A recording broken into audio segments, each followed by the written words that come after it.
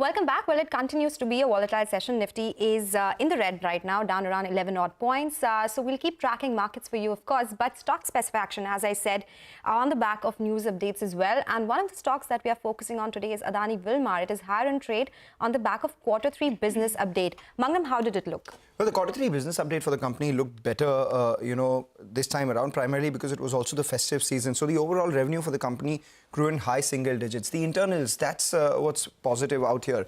Mainstay of the company is edible oil. The volumes out there grew in high single digit with low single digit value growth. Why is it that the value growth was lower? Because we all know that oil prices, after rallying to dizzying levels, have actually cooled off from the high. So the companies have had to pass on the price cuts to the consumers as well.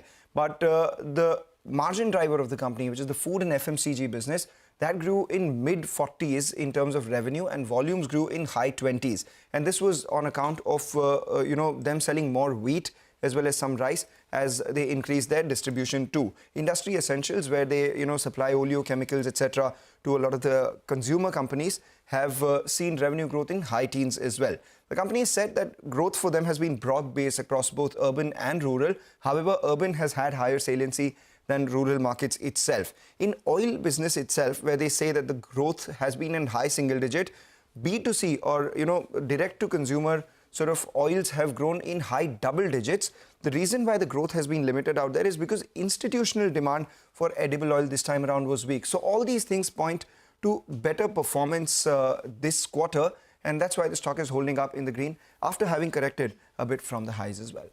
Okay, all right, Mangnam, thanks very much for that. Well, let's move on to another important story.